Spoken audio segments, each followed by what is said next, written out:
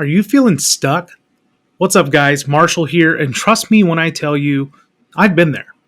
It can be really disheartening to have to go to a job every day, put in your full day of work, and still have enough time left in the day to get fulfillment that you really want from life. Time with your friends, your family, the freedom to go places and have fun. It sucks to feel stuck. But look at me, or, rather listen to me, a guy who podcasts for a living. There's a way for you to get out, a way for you to be fulfilled. There's even a way for you to host and produce your own podcast and build a badass life for yourself. Listen to what we have to share with you today. That is your way. Welcome to episode 101 of the Serial Progress Seeker podcast. Let's go. Welcome to the Serial Progress Seeker podcast, your ultimate destination for unlocking the secrets to building a successful podcast. Each week, we gather a community of experienced podcasters, industry experts, and trailblazers to discuss everything from growing your listener base to generating revenue to the latest industry trends, plus a whole lot more. Okay, Serial Progress Seekers, let's get started with the show. All right, Tab, I'm excited for today's discussion. This is going to be a really good conversation because this one feels really personal and hits really hard at home because this is something we've lived. We're talking specifically about how someone who's sitting in a place that we've sat in before, they're sitting there at a cubicle. They're sitting at their desk in their office. Maybe they're taking a drive to and from their job, and they're thinking, man, how do I get out of this? How do I unstick myself? How do I break away from this? Maybe I've got this great idea for a business or a new idea that I'd like to build on for an app or, whatever it is. I've got all these things running through my head and I know that I could break away and do this myself, but I'm scared and I don't know how. I don't know exactly what lies before me and the things that need to happen to make those things take place. And you and I have both lived that. We've both done that. We both sat in that chair. Yeah, we've had that same discussion, that same internal struggle about wanting to be our own boss and really get to a place of freedom, right? Like we sit and we talk about all the time about how we're, kind of in a position to where in fact, right now, as we're recording this, like an hour ago, I took a break and I went and mowed my yard. Like these are the kinds of things that we can do as serial progress seekers because we built this life for ourselves, but we didn't always start here. And I think that's what we want to talk about today and really get into the action that someone might have to take to be able to get to where we are. And of course, we're not doing everything right. We're not making millions and millions of dollars, but we have freedom. And that is absolutely invaluable. And I think it's going to be a really fun discussion. So let's jump right in. And I want to ask you about, because there's some stuff about your past that led you here that I think would be interesting to hear about because I don't know a lot about some of it. But you and I talk about our path to freedom. You came from a corporate setting. You sat at a desk. You had this job and you knew that you was going to get away from it. So what was that job? What was the job you were working at that point? So the last corporate job that I've ever had was with Wells Fargo Financial. So I was doing home loans, I was doing auto loans, personal loans, that kind of thing. That was the very last one, thank goodness. And what was your last one? Well, mine, I say my last one because it's been a little bit of a transition, but my main segue into corporate world and the 9-to-5 job, I was doing casino marketing. I did it for about 8 years. I did all kinds of weird things within that job, but I was handling finances. I was, booking entertainment.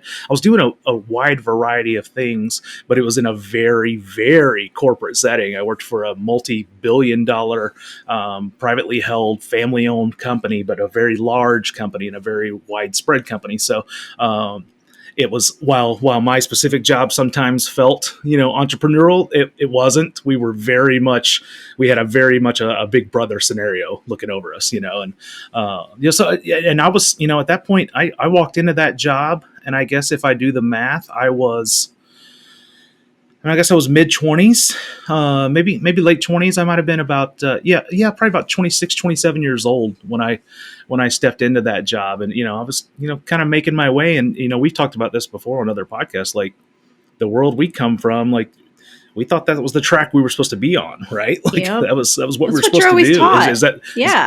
Is that the way it was for you? Yeah, you go to college, you get a job, you just keep going. You get married, you have kids. That's just the path you take. So Yeah. So when you had that corporate gig, were you already married? Or were you single? no, so I was 24, 25-ish. I had Okay. actually just had my first son, so I was actually a single mom at that time, working this job. But I was working my way up the ladder. I was about to be, gosh, I can't even remember the terminology for things like the assistant, whatever to this, and I was moving my way up. So it was one of those, Yeah. gonna climb the ladder and make more money, that kind of thing. Uh-huh. Yeah, and I was kind of the same deal. I was a single guy, and in the corporate world, when you're single, they will ride you for that. They will squeeze every bit of that out of you that you can, because they realize that you don't have some of those ties that would make you need to leave the job by 5 o'clock and stay later and stuff like that. So it's funny. It's funny. Our different paths were very similar in that. In that we were, kind of in that 9 to 5 grind, that corporate grind. And, obviously somewhere along the way, each of us determined that there was a change in order. We're going to get into those details, and we had to be able to facilitate and process that. We had to develop and follow a little bit of a system. Right. And, we spoke about off air a few times leading up to today's conversation about that system. And we realized that we kind of had a similar plan as we were going through this and making these huge career changes. So what we've done today for our listeners, and we want to share this. So if you're someone who's sitting at home right now and you're thinking, okay, these people, they're on my level, they understand where I was, where I am, because they've been there before. We absolutely have been.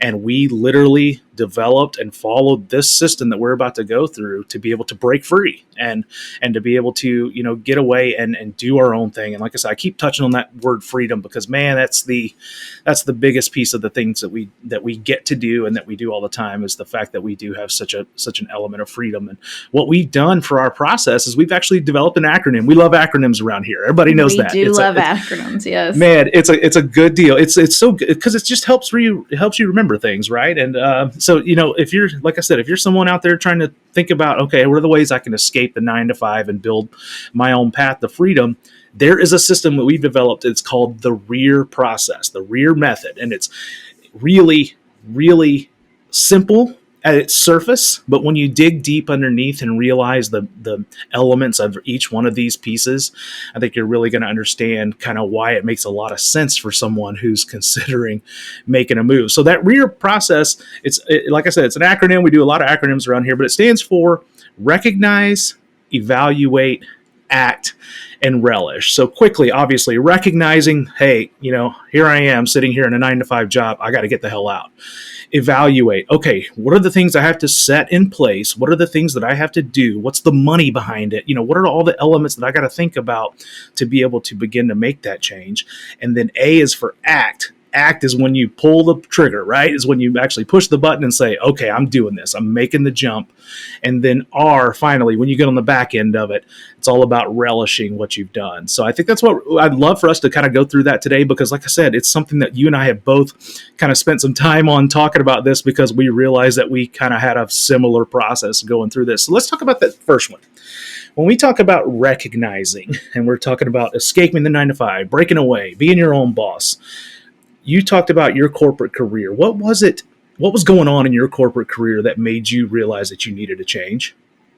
So the job that I had at Wells Fargo Financial was, like I said, doing home loans, auto loans, personal loans, that kind of thing. So a lot of my day was spent picking up a phone, calling people all day long. It was just sales calls. The minute I got to work at 8:15, we would watch the clock and it was like, okay, go start making phone calls. And this is what I was doing all day long. And I absolutely hated it. I have a degree in advertising. I'm a creative individual. But I liked working for the boss that I had at that moment, when I had my son, and he was very encouraging and was trying to teach me how to go up the ladder. And it was good in the beginning. And then he was so good that he got promoted and moved to a different district, and we got a new boss that came on. Okay. And he, without saying all the specifics, was the epitome of a toxic boss. I'm talking things were said that should never have entered my ears. Things were thrown. It was it was not healthy at all, not healthy. And I won't ever forget, I was engaged to my husband at that time, and every day for like a week I cried my entire drive into work because I didn't want to go, because I didn't want to be around that person. Everything that I liked about the job was gone. It was that week of driving when I was crying. I was like, this is stupid. Why am I doing this? Like, I needed a job, one, because again, I was a single mom. I had insurance to take care of my son, but like, there was more to life than just that money and that insurance. Like, it just, that was my, that week of crying was my definite moment of, I can't do this anymore. Gosh, and we've all been there. I mean, I can remember specific moments for me too, where I was just like, that feeling that you get. Every person that's listening to this knows the exact feeling I'm talking about. When you wake up in the morning and then it hits you, oh, I've got to go Dread. to work. I've got to go to work. Straight up and dread. It's like, and it's just, like, because you were all naturally programmed, right, to wake up kind of excited. Like, it's a new day. Here we go. We're going to do this. And then it hits and you're like, oh shit, I got to go, deal with this boss who is toxic. I got to go, I got to go sit at this cubicle from literally 9 o'clock in the morning to 5 PM and never move. Like, these things just run through your head, and God, that's so perfect. Mine was very similar. It was a similar deal. So we had started at the casino. We kind of were the underdog for a long time. We were in a market that was heavy penetrated by very strong brands, and we were not as strong a brand. So we really had to fight, and it almost felt like a kind of like a grassroots effort from the very beginning, which, as you can imagine, it felt like a startup. Like, you're all working together, trying to pull together to build this thing. And then we did it and did really well and started making a lot of money and became the apple of the eye from the corporate perspective, and everything changed. All of a sudden, you're under the microscope. They're looking at every single thing you're doing, and it's not all from a bad perspective from the corporate piece. Like, obviously they're doing it because they want to replicate that at their other places. Exactly. Right? They want to make that happen again. Whatever the secret magic was that you had, they want to make it happen again.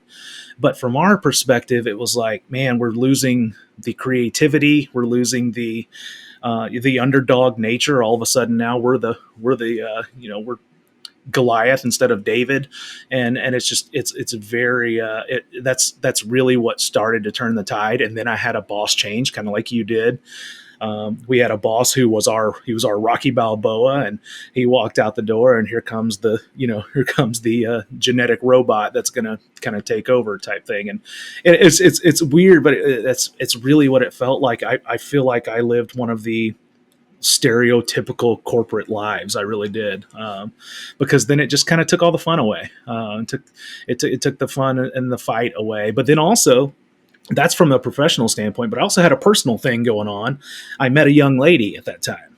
And so my change and my shift in my career and my thought process came from a professional element, but it also came from a personal element. This young lady ended up becoming my wife. And so it was all kind of like this perfect storm. And I think a lot of people out there sitting and listening to this are probably dealing with that. They've either got this, professional scenario that they're set up with, and they're going, man, this is not what I signed up for. This is not what I wanted to do. This is, maybe I did go to school for this, but it wasn't to do this particular thing. It wasn't to sit in this cubicle. It wasn't to, deal with this boss who I can't stand. Or maybe they even have a personal thing tugging at them. And I had a little bit of both. So, do you remember, obviously there was your week. That was the week you had that was like, this is time. This is the moment that you got to change, right? And that's, for me, I didn't have that specific moment, but I can remember a collection of them. And I think that's another thing that's important for someone who's thinking about making a change like this is to be able to really recognize those and understand what they are, what they mean to you. For you, it was pretty blatant. I mean, you're driving to work every single week and you're crying. There it is. Okay, you're getting beat over the head with, okay, you got to make a change. For me, things were still going well. I was still making good money, and in general, things were going okay. And I was in general happy. I was starting to get more personally happy, so that was good. But man, there was a piece of fulfillment that just was not happening, and it's just kind of weird. So think back to that time. Put yourself back in that scenario. What are some of the things you were feeling at that time that someone might be able to kind of resonate with and understand? What, obviously, I'm sure you were upset and having to deal with this boss, but defeat, just, is this all that life has for me? Like, obviously my personal life was going great. I had, a fiance, I had a kid, like I was happy personally, but work wise, just absolutely defeated, and just honestly, the lowest that I have ever been in my entire life. And it was miserable, straight up, just miserable, just absolutely miserable. Yeah, and for me, and I'm very similar. There was a defeated element, especially when I think about the times where it felt like we were getting a little, it's like we were getting handcuffs put on us at a certain point, where we used to be able to fly free, and now we're kind of getting tied down a little bit, and that was frustrating. I can remember frustration just being a very, very big part of every day, and I did get to that point, like we were talking about, where I was waking up and I was just not happy to go to work. I was looking forward to the minute I could get off. 5 o'clock came and I was as quick as I could bolting for the door, when I used to like what I was doing, and I'd stay till 7, 8 o'clock because I was really into what I had going on. And it was like draining some of that passion. That's what I feel like, and it sucks. It's a terrible feeling, and I think that's why we realize that it's so important for us to think back on this time, because there was a moment where we had to recognize, hey, we gotta make something happen here. And we touch on this a lot, and we touched on it already, but we come from a generation, and I'll tell you, I come from a family, I think you probably do too, where I think I was just taught to kind of suck it up. Like, oh yeah. I mean, I had a great job that was paying my bills, and I was doing really well, and I was advancing up the ladder, like I was making my way up. I was doing all the right things by my quote unquote standards that had been set for me. And at the end of the day, I hated it, and it's just like, so sometimes I think you gotta, the part of recognition, the part of recognizing this step becomes really important, because sometimes it's you got to realize, hey, so you're living up to a standard that you didn't set. Yeah. And you had a little bit of that going on too, I'm sure. Oh yeah. Well, I grew up in family business. So you just kept going no matter what was going on, you just keep pushing forward. So, but it felt odd because I was working for somebody else. Like, this should be a choice. I should be able to do something else. I shouldn't be just this and done, Uh-huh. And even, I live in a somewhat small town. There's probably 20,000 people in the town that I live in. So not a huge amount of opportunities, but there were still opportunities. So, sure. But it just felt, you start to feel trapped, Mm-hmm. and that's a horrible feeling. It's an awful feeling. And that's that's why we start with recognize. You have to be able to, you have to put a name to those feelings, and you really have to label those so you can realize, okay, here's the spot I'm in.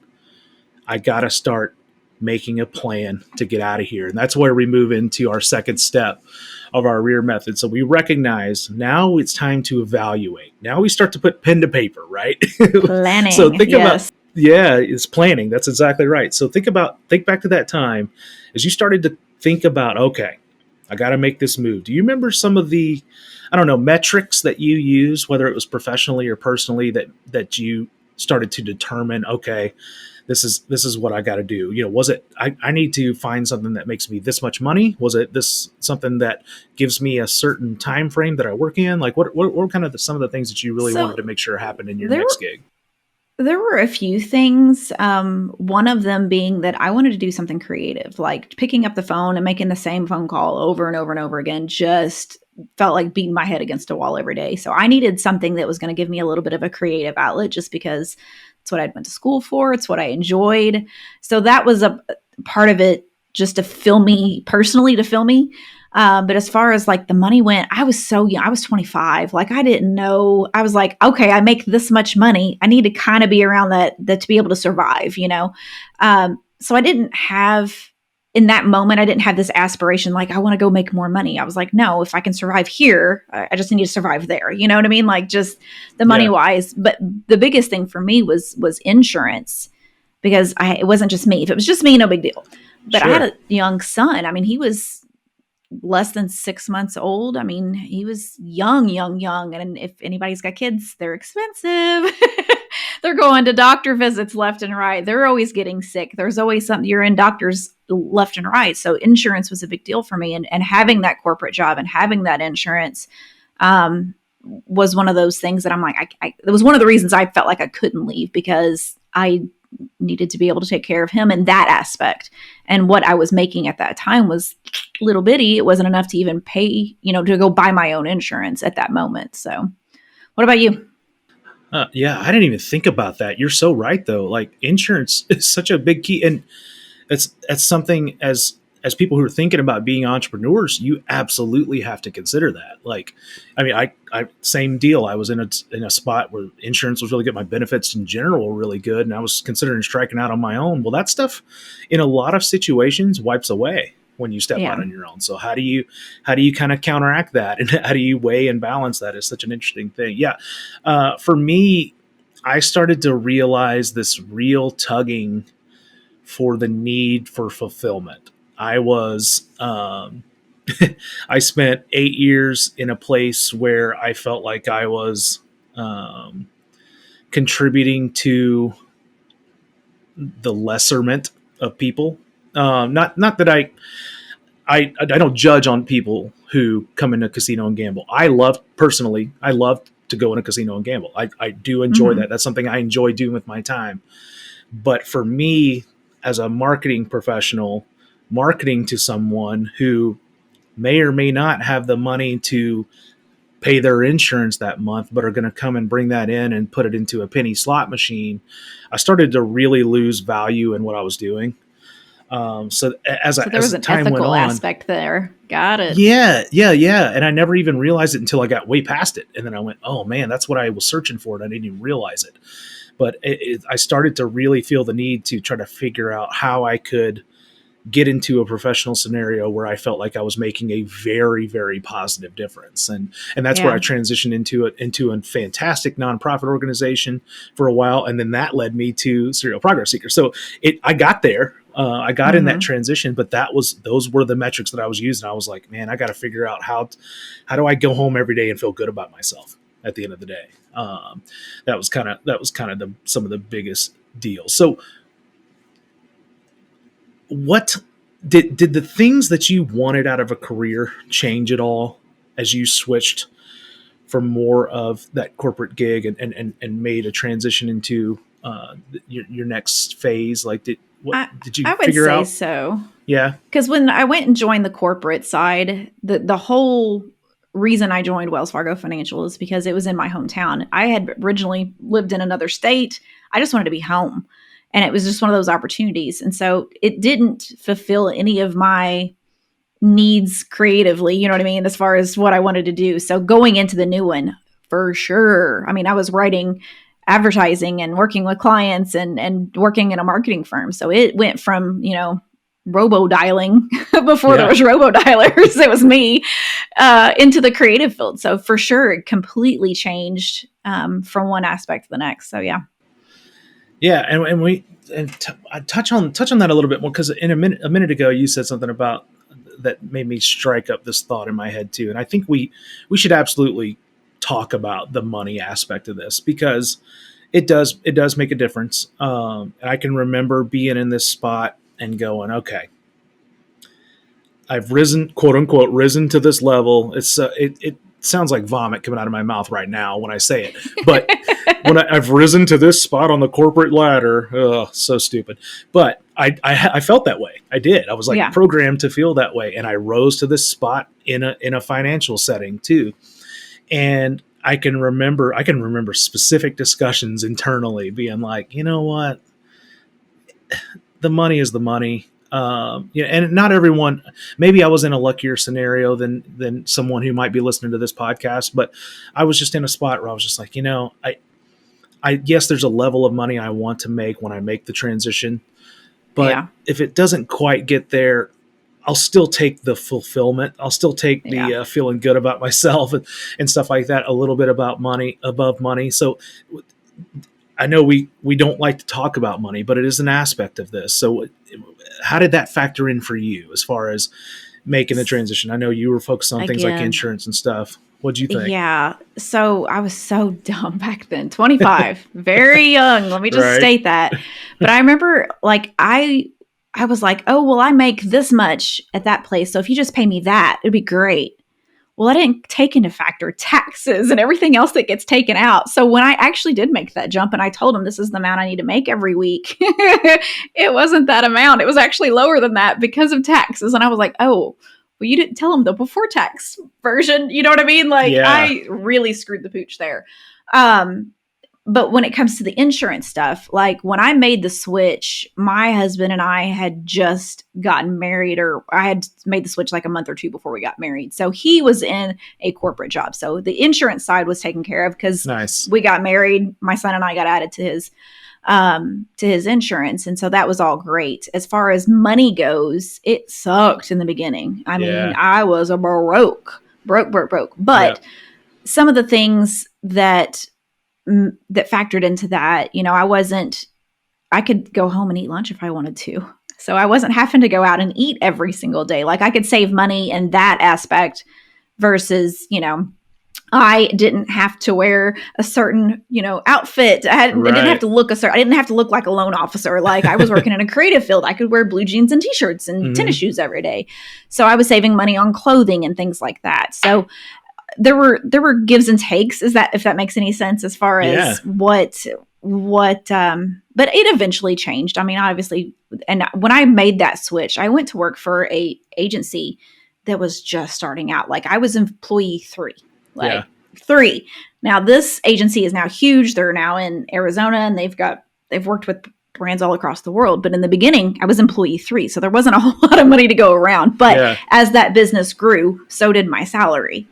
So it made it all worth it in the end, to sacrifice a little bit money-wise a little bit. But my happiness was ginormous and the money followed eventually.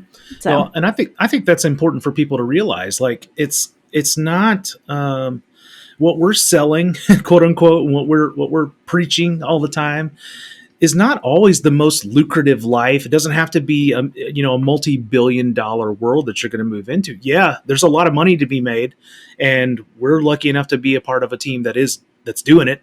But that isn't the point. It's all about, we changed our perspective. And I'm glad you mentioned some of those things you say. Like I did too. Like I was doing anywhere from 20 to 30 to 40 miles of driving every day. Well, guess what? There's no more driving. Driving's out the window because now you're working from home. You're working for yourself. Lunches, you're doing lunches at home. I'm eating sandwiches at home as opposed to going out to McAllister's and having a $15 sandwich at McAllister's or whatever it is. I was like, did you just read my cup? Because literally that's where I went today. I know. Well, I said that because my wife just went to McAllister's the other day. That's why it was top of mind. So, but but those are the things that you don't realize. So maybe you right out of the gate, you take a little hit. And I did. And I think, we both did to a certain extent. You take a little hit, but you realize at the end of the day, you're factoring in some other elements from a money perspective and from an overall happiness perspective and an overall health perspective that may outweigh that a little bit. So, and we talk about health too. That's another thing as we're evaluating things. Thinking about, making that move. I remember being specifically concerned about whether or not I was going to get enough exercise if I worked from home, and started to do that because I could see myself, kind of locking down a little bit, and there's a certain element of when you're in the business world and the corporate world where you're moving, I worked at a several 100,000 square foot casino. So I was all over that place. And so now, and then I make the move and I'm like, well, so I remember worrying about that a little bit, but then it becomes, okay, how do you build that into your day? How do you kind of schedule that? And I know you're in the middle of that right now. Conscious effort. That part is harder than it was probably when you're in corporate, but it's a lot better now because the other day we had a stressful Monday. We got done with some meetings and I was like, I need to walk. And I live near some walking trails that go through the middle of the woods. And I took a couple mile hike with the dog in the middle of the day because I could.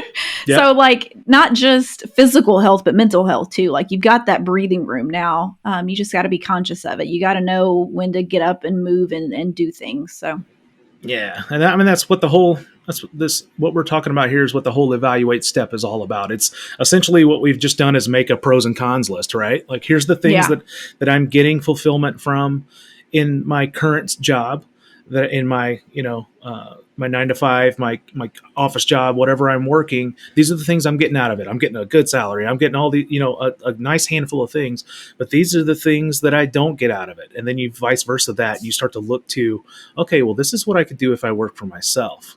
And this is what I could do if I, maybe joined a entrepreneurial gang like we did here. It's interesting to see and go back through what that evaluation process was like for each of us. And I know that there's people listening that are in the middle of that evaluation process right now. So hopefully this little bit of pro and cons list will help with that a little bit. Well, and I'm glad you mentioned that too, because it's not just breaking out and doing your own thing. Like I left my corporate job to go work for a small business. It was still working for somebody else, but the freedom that was in that business was completely different. Because and it took me years to break this, but like that boss is like, I don't care when you work as long as you get your job done, And I was like, okay, I'd come sit at my desk and I would, like it took years for me to break that, but he really meant it. Like, I don't care when you get your work done. I don't care if you leave in the middle of the day. I don't care. Like I could go to my kids' Halloween party in the middle of the day if I wanted to, and they just didn't care. Whereas in the corporate world, okay, let me go take time off, and I don't know if I can, and let me go get that approved. And just because you don't have to go do your own thing if that's not what you want to do. But if you're absolutely miserable, there are other options. You don't have to just go and do your own thing and be your own boss. There are other avenues where you can still find happiness and freedom that is not the same as being your own boss. Absolutely. 100%. I can't say it any better myself. So that's the evaluation process you go through, right? As you're considering making the jump and you're breaking away from that 9 to 5. First, you start with that recognition piece, then you move on to evaluate. But the next thing you got to do, and this may be the most difficult, and I can tell you from my experience, this is the ACT portion. This is the A in the REAR method. This is ACT. So talk to me. What was that adjustment like for you when you made the switch, when you switched over from the corporate life into a more entrepreneurial type mindset? What was that adjustment for you like? Freeing. Right? It was still difficult because your mindset is still stuck on the corporate side of things, but it was so freeing to just for going from like the robo dialer, me calling all day long, to being in the creative field. It was just amazing. But I felt like I had all the time in the world, whereas everything on the corporate was like set to a timer. Like everything was time. And now I'm like, oh, I can just think of ideas. And I don't know a better word than just freeing. I just had all the time in the world to be able to be creative and do and still get things done. But It didn't, the pressure. I was no longer in a pressure cooker. Huh. That's probably the best analogy. I was no longer in a pressure cooker. I could just work and be happy. No, that makes perfect sense. For me, exact opposite. I was terrified. Absolutely terrified. And that's a little different between you and I. So I was married when I made that switch. So even if I failed, there was a little bit of a backup, whereas you were kind of on your own. So I could see how that would be scary, like beyond scary. Yeah, but it was terrifying from a lot of different levels. Yeah, financially, it was mentally. Like, so you talk about that high pressure and stuff like that. I had started to like feed off of that. Like that was what was kind of fueling me from day to day. So when I took a step back and then I started to make my own schedule and I started to make my own work, like there's a job that needs to be done, but how it gets done, you figure it out.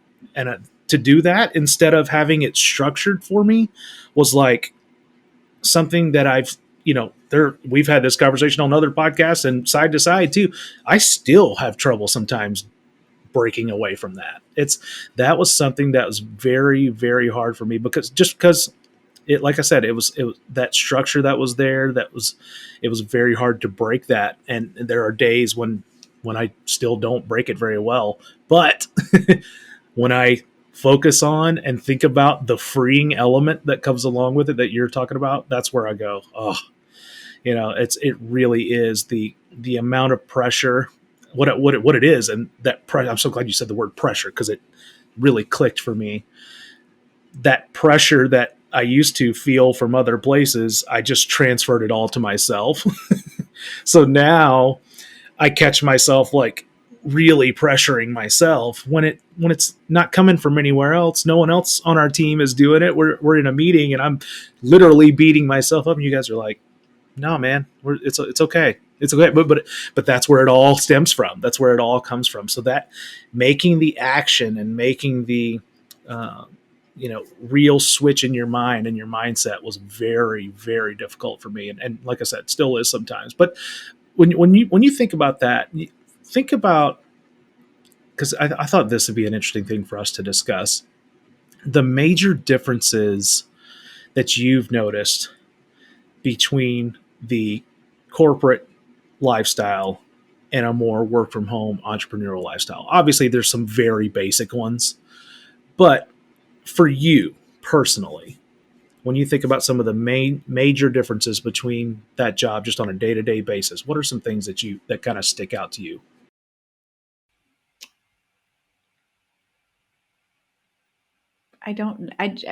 Everything that I've been saying, I don't know if there's anything to add to it besides just obviously freedom huge for you. Let me rephrase that. So there probably is something. So in the corporate environment, it was perform every day. You are expected to perform to a certain level.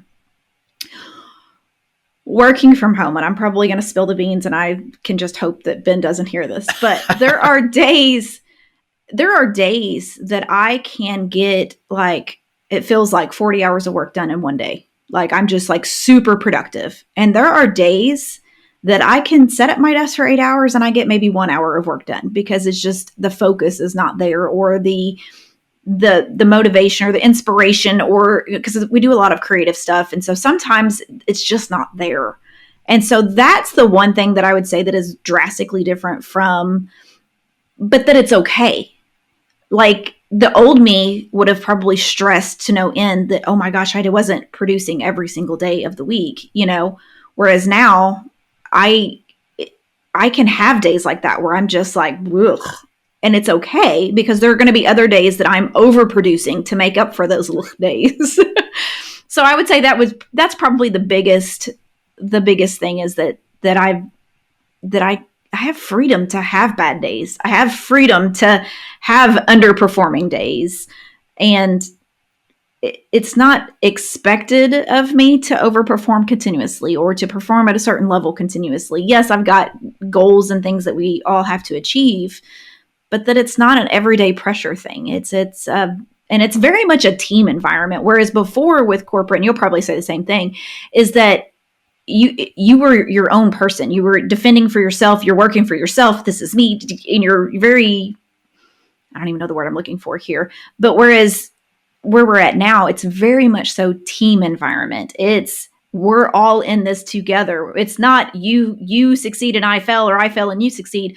We all succeed or we all fail. It's all one big group. And so that part is different as well. But give me your spin on it.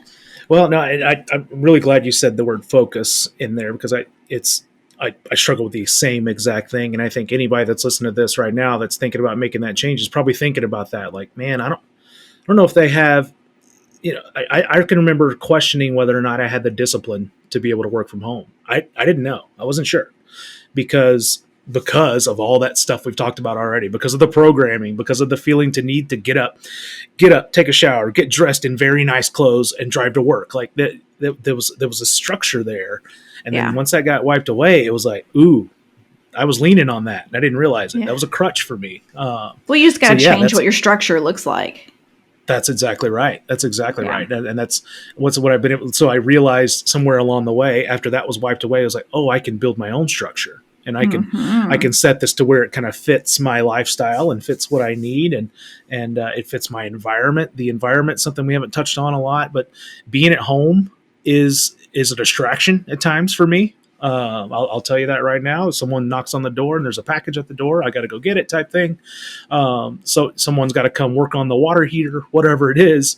But while it's a distraction, it's also so nice to have that opportunity, right? Like, so my wife is still in the 9 to 5 grind and doing that, and she can't take care of some of those things. And I'm lucky enough that I get to take care of that stuff, and we get to address issues when they happen and stuff like that. So it's been a really, really nice piece. But you were going to add on to that? I was going to say, how about friends and family that think just because you work from home that you're available 24/7? I'm like, it drives me crazy. Oh, yeah. Some people will call me or come by the house. They'll stop by the house, and they're like, "What are you doing?" I'm like, working. They're like, "Oh, can you take a break?" And I'm like, "Well, I'm in the middle of a project and I'm kind of focused right now." Like, if it was, it's not. Yeah, that's a hard part for me is trying to tell people that, just because I work from home doesn't mean that I don't work. Yeah, like, there's still stuff that has to be done. Yeah. Yeah, no, I totally agree. Well, so touching on that, what a great segue, because I wanted to ask about this too. As we're talking about acting, we're making the move to working from home and working for ourselves. How does that affect your personal life? How does that affect your relationships with your spouse, your kids? Now you've got all of it wrapped into one. So what is that kind of move meant to those relationships for you? So it's funny because I still have not necessarily a corporate mentality, but I still have like the corporate kind of schedule, because my husband has, his own business that he runs. My kids go to school. So I still kind of stick to the same schedule I had before, because when they're gone, I need to be doing work, because when they're home, I want to be with them. So that's schedule wise for me. But that was my choice. Like, I didn't have to do that. That was my choice, which is nice. But like my husband, the business that he owns, they only work Monday through Thursday. For Fridays, he's off. So if I want to go have lunch with him on Fridays, or, it's almost summertime now, we've got side-by-sides. He'll come home and be like, "You want to go for a ride?" I'm like, "Yep, let's go." Like that kind of stuff is really nice, to be able to just have that freedom to go and do whenever we want. That part is just incredible. You? Now that you're married, it's probably a little different. Yeah, it's definitely different, especially, we bought a house a few years ago and stuff. So I'm dealing with things like, there comes a guy to work on the water heater and stuff like that. And because I'm here, I got to be the one to schedule that and coordinate that and stuff like that. So yeah, there's some difficulties with that when you make that move. But like I said, it gets outweighed by the fact that you get to do it. And, those are things that wouldn't be able to get done otherwise. I don't know how people who have a, household where both people work 9 to 5 jobs, when do they get things done? I always wonder. I don't know. I say that all the time. I have no idea, because I literally, in our group chat, I'm like, how do people with what I call real jobs do this? Like, especially when kids get sick, or they've got with the kids, we're doing all these sports and we were running all over the place. Like, how do people that have regular 9 to 5 jobs go and watch all their kids' sports stuff? Or do they just don't do that? I don't know. Yeah. I'm like, how did I do this before? Because I feel like I'm lost now. Yeah. Well, those are the things you think about as you're making that action. You're putting it into place. These are the things that you kind of consider. That obviously there's going to be a big adjustment. Anyone that's considering making that move, I'll tell you right now, that's something you need to know right now. Your life is going to change, and you get to determine from that standpoint which direction it goes, and the control of your existence, the control of your professional, track, the control of your personal life, the balance and the freedom that come along with being able to break free of that 9 to 5. I just can't speak highly enough about. So when you do take that action, these are things that are on the other side. And when we talk about getting to the other side, that's what the last element of our rear method is. And it's the word relish. I love the word relish. We're not talking about the condiment for hot dogs. I know we're getting close to summer, but to relish, the verb relish. So think about this right now in your vantage point. So now versus your corporate career, how do you rate yourself as far as things like productivity, time management, schedule management, communication? Like how are all those things going for you now that you're on this side of it and you've now been kind of established in this spot for a little? I would say productivity, as I said before, it comes and goes. Yeah.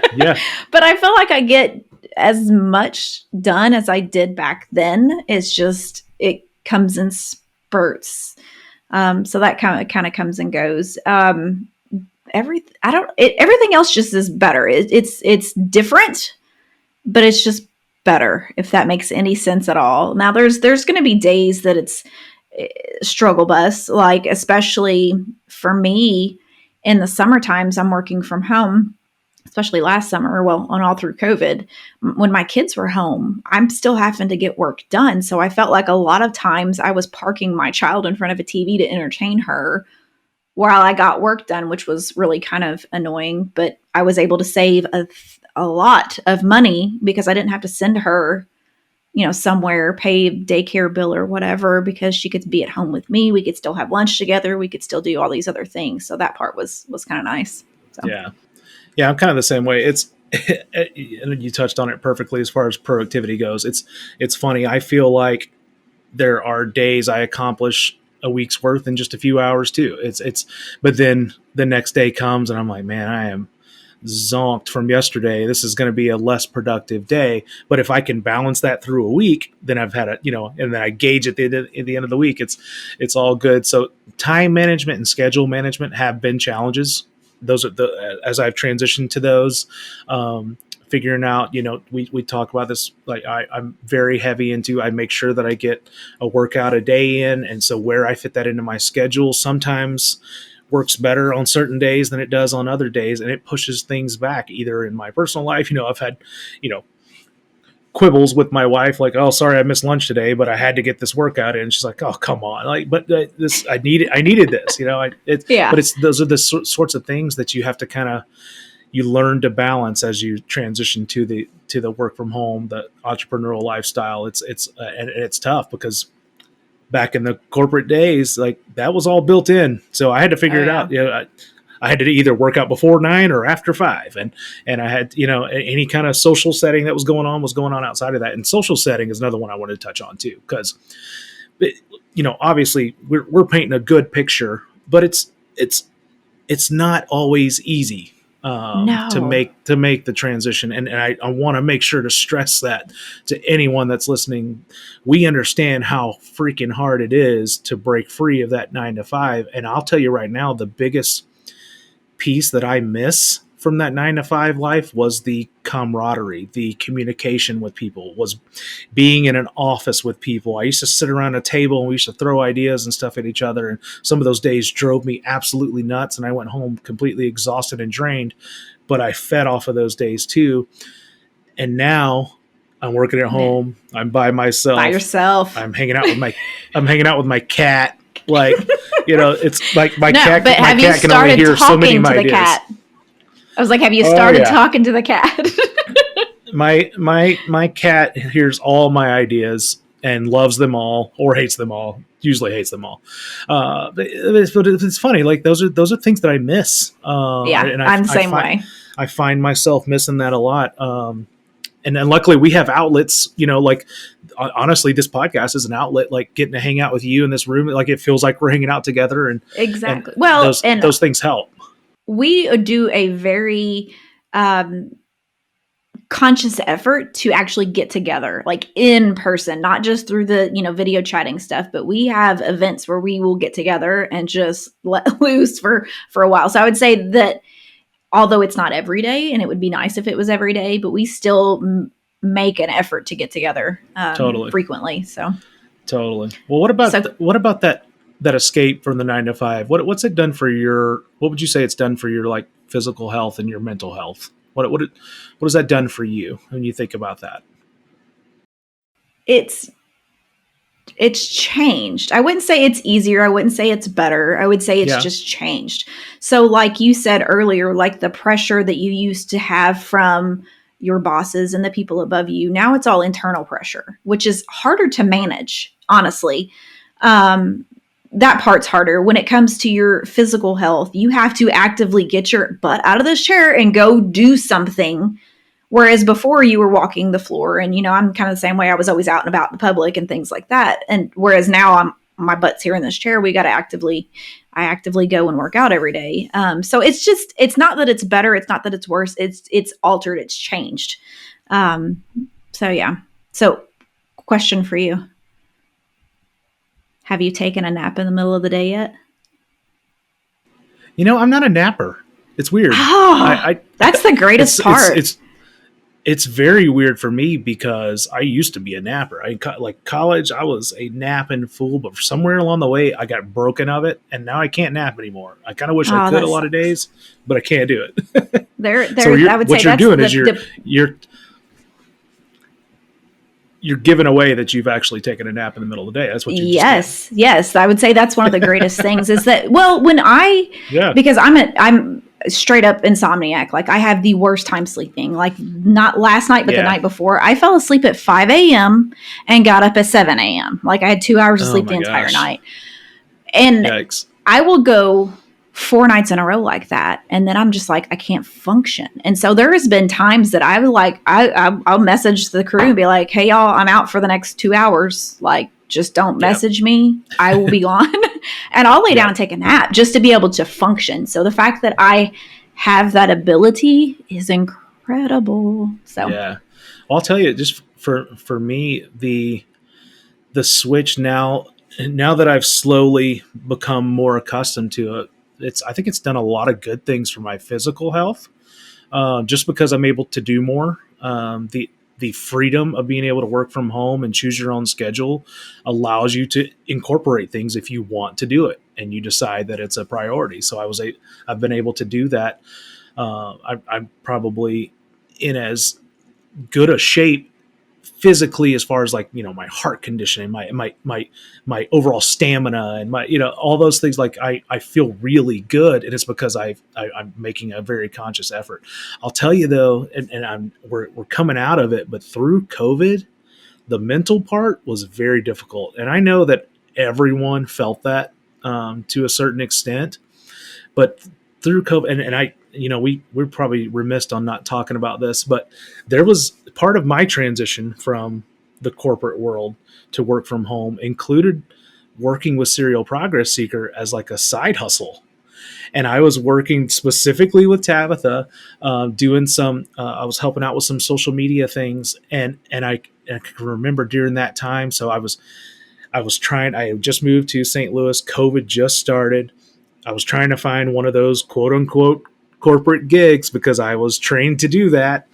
And it was very, very difficult because COVID hit, and every single organization out there, the first place they're going to cut when there's cuts to be made is the marketing budget.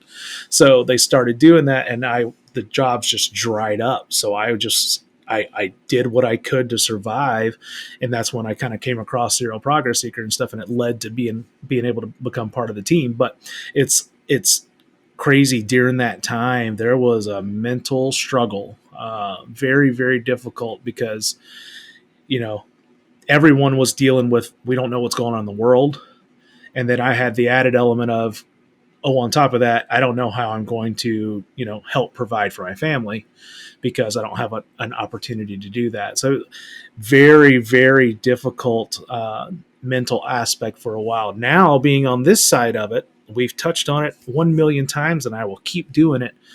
But freedom has given me such a whole new outlook mentally. The value that I place in my day-to-day freedom is so high now that it just kind of has overtaken almost all of that mental anguish that I did go through there for a while. So thought that was really important to touch on. There's one question I wanted to ask you, right? It's a simple question, quote unquote simple.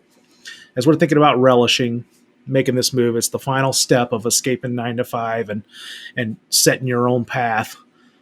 Are you happier on this side of it?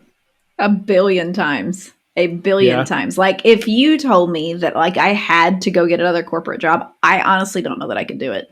I know. I really don't know that I could go back to that, every day, clock in, clock out kind of thing. I just couldn't do it. So yeah, 1,000, a billion times happier. You? Yeah. It's funny. It's been a process to get there. because of all the doubt and all the not unsuredness along the way, and figuring out how to kind of make my way in this in kind of new world. But being here today as we speak, holy cow, the level of stress is not even, doesn't even compare. It's like it makes me think about the things that I do stress about. It's because we talked about earlier, I put that pressure on myself, but it's because I need to feel that a little bit because it's not coming from anywhere else. It's just because it's not there. It's your motivator. You need it. Yeah. It's just my own personal motivator, but it's not any external factors that are building towards that. And that element of freedom has been so huge. And that's the whole reason we wanted to have this podcast today is to tell people literally from our perspective how you can break away from that grind, from feeling stuck. I think the word stuck is so important because I think we both have been there. We both felt like, man, there's this spot and I could keep doing this. I can remember like I could keep grinding this way and do this for 20 more years and, maybe climb the ladder and maybe make some more money and maybe do some more cool things or whatever. But I don't know if my heart's going to take it. I don't know if my brain's going to take it. I don't know if my personal life's going to survive type thing. And so to get out of that, we had to develop this method, this REAR method that we're talking about to be able to build our own path to freedom. So we recognized that we needed to make the change. We evaluated what's before us so we could figure out what it's going to take to make that change. Then we moved on to act so we could literally put the plans into motion and develop what we wanted for our lives. And here we are on the other side. We get to relish what we've done. And it's really, really cool to kind of think back on some of those emotions, some of those things I haven't realized I even felt in a long time. It's pretty interesting to think back on that. And I hope that people who are listening are able to pick up some tips and feel Tabitha's and my sense of empathy that we have for everybody who feels like they're stuck, because we've been there. It's it's a very difficult place to be at times, and maybe you're not even the difficult part of it. Maybe you are in a pretty good gig and things are going pretty well, but you still have like this burning desire to do something else, or be your own boss, or spend more time with your family, or make more money, or go on trips, or whatever it is. We understand that it's a hell of a mountain to climb, but we are literally proof positive that you can do it. And that we totally feel that way. And that's our whole reason at Serial Progress Seeker. That's the whole reason we exist, is we want to bring as many people to the top of that mountain that we've already climbed as possible. So, cause when we all win, we all win, right? We fully believe that, and we fully subscribe to that. And, not to be cheesy, but speaking of subscribe, I do want to make sure we touch on, if you've enjoyed this episode and you're able to pull some insight from it, please do us a favor. Go subscribe on your favorite podcast platform. We want to keep pumping out content like this, hopefully that you find helpful, that can bring you some guidance in your path along the way. And as always, hit us up at serialprogressseeker.com if you've ever got any questions. We're here to help. We want to help you on your journey to freedom. We want to help you climb that. We want to help you break that chain, and that's 100% why we're here. So thank you guys for listening so much. Thanks so much for checking out this episode of the Serial Progress Seeker podcast. If you want to listen to more episodes, learn more about our mission, or send us questions or feedback about the show, go to serialprogressseeker.com. You can help the mission by subscribing, reviewing, rating, and commenting wherever you listen to or watch podcasts. And be sure to connect with us on social media for all the latest through Facebook, Instagram, TikTok, and Twitter. We'll catch you next time, Serial Progress Seekers.